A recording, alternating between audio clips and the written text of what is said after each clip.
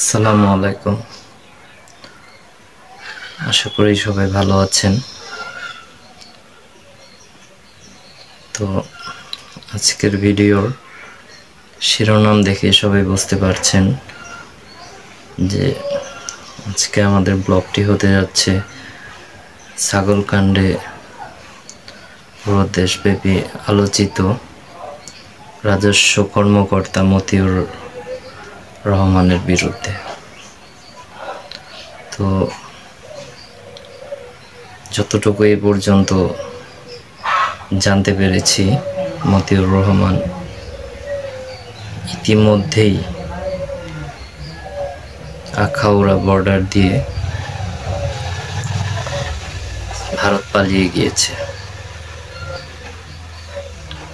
তো প্রায়শই আমরা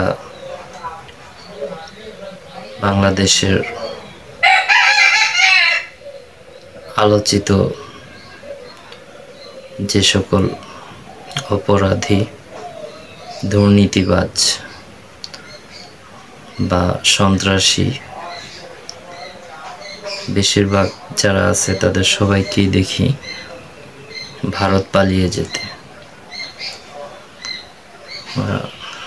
ভারতের সাথে আসলে তাদের এত ভালো সম্পর্ক কেন? শুধু আজকে থেকে নয়, সেই অতীত বাংলাদেশের জন্ম পরবর্তী সময় থেকে আজ অবধি বাংলাদেশের বেশিরভাগ আউটল বা অপরাধীদের স্বর্গরাজ্য হচ্ছে ভারত। এ প্রসঙ্গে বলা যায়, স্বাধীনতা উত্তর বঙ্গবন্ধু শেখ মুজিবুর রহমানের অত্যন্ত ঘনিষ্ঠ ব্যক্তি গাজী গোলাম মোস্তফা, যিনি তৎকালীন সময়ে রেড ক্রসের প্রধান ছিলেন আওয়ামী লীগের রাজনীতিতে সক্রিয়। তো সেই গাজী গোলাম মোস্তফা, আপনারা যারা মেজর ডালিম ও তার স্ত্রী নিম্মির অপহরণ ঘটনার সাথে পরিচিত, তারা সবাই ওনাকে চিনেন। এই গাজী গোলাম মোস্তফা কম্বল চোর উপাধিও পেয়েছিলেন। তো সর্বোপরি ক্ষমতার অপব্যবহার, রক্ষী বাহিনীর লুটপাট এবং আওয়ামী লীগের ছত্রছায়ায় প্রচুর অর্থবিত্তের মালিক হয়ে ওঠেন এই গাজী গোলাম মোস্তফা ওরফে কম্বল চোর। তো সেই কম্বল চোরের শেষ পরিণতি কি হলো? বঙ্গবন্ধু শেখ মুজিবুর রহমানের হত্যার পর জিয়াউর রহমানের আমলে তিনি গ্রেপ্তার হন এবং তাকে যাবজ্জীবন কারাদণ্ড দেওয়া হয়। কিন্তু 80 সাল পরবর্তী সময় তিনি মুক্ত হন। মুক্ত হয়ে যখন পর্যবেক্ষণ করে দেখেন রাজনীতির মোড় ঘুরে গিয়েছে, দেশের ক্ষমতায় শুধুমাত্র একক আওয়ামী লীগের দাপট নেই, তখন তিনি তার সমগ্র অর্থবিত্ত ভারতে পাচার করে নিজেও ভারতে চলে যান। তার পরবর্তী ঘটনা খুবই করুণ। সেখানে একটি দুর্ঘটনা বললে ভুল হবে, এটা আসলে ভারত সরকারেরই সাজানো একটি ঘটনা ছিল। তাকে এবং তার পরিবারের সদস্যদের গাড়ি একটি লরি দিয়ে চাপা দিয়ে তাদেরকে হত্যা করা হয়। তো ভারত আমাদের দেশের এই মতিউর রহমান, বেনজির বা যারা এই কালো টাকার অধিকারী, তাদের সবাইকে নিজ দেশে আহ্বান করে কালো টাকা বিনিয়োগ করার জন্য, এবং সেই বিনিয়োগ থেকে কখনোই আর সেই টাকা উত্তোলন করা যায় না। ভারত সরকার কোনো না কোনো বাহানায় সেই টাকাগুলো মেরে দেয়।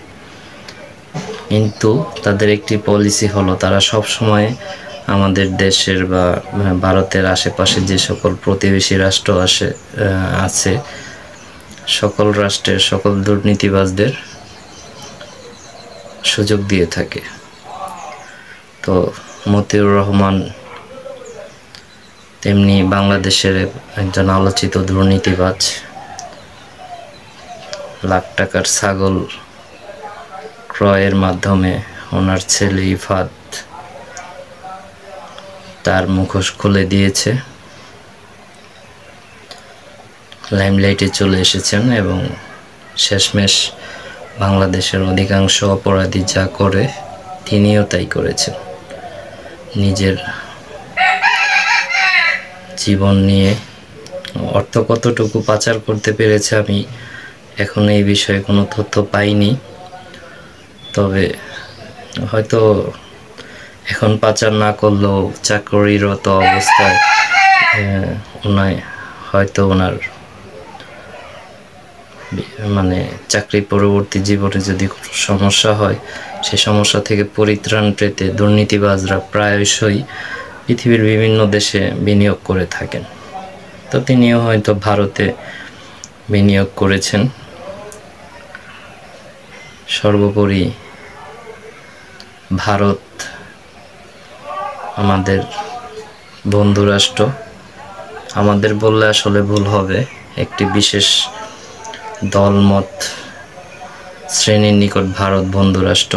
কিন্তু বাংলাদেশের আপামর সাধারণ মানুষের নিকট যদি মতামত নেওয়া হয় আমার মনে হয় না দেশের কোনো মানুষ ভারতকে পছন্দ করে, একমাত্র একটি বিশেষ শ্রেণী ব্যতীত। তো যারা ভারত প্রেমী আছেন ভারতকে আপনারা ভালোবাসেন, সমস্যা নেই, কিন্তু ভারতের চরিত্র বুঝে ভালোবাসুন। ভারত কখনোই বিনা লাভে বা ভালোবাসার খাতিরে আপনাকে স্থান দেবে না। সে আপনাকে স্থান দেবেই আপনাকে লুটপাট করে খাওয়ার জন্য। এটা অতীত থেকেও প্রমাণিত, ভবিষ্যতেও এটা প্রমাণিত হবে। তো সর্বশেষ দেশের যারা বড় বড় মাথা আছেন, আমলা আছেন, সচিব আছেন, প্লাস যাদের আসলে দুর্নীতি করার সুযোগ আছে তাদের উদ্দেশ্যে একটি কথা বলতে চাই, অর্থই জীবনের সব কিছু নয়। জীবনের একটা অংশ অর্থ, অর্থের জন্য কেউ জীবনকে নষ্ট করবেন না। জীবনকে উপভোগ করুন আপন গণ্ডির মধ্যে থেকে। সবাই ভালো থাকবেন। ইমরান মাস্টারের ব্লগে সবাইকে স্বাগতম। ভালো লাগলে আমার কথাগুলো ছড়িয়ে দিতে পারেন। আসসালামু আলাইকুম।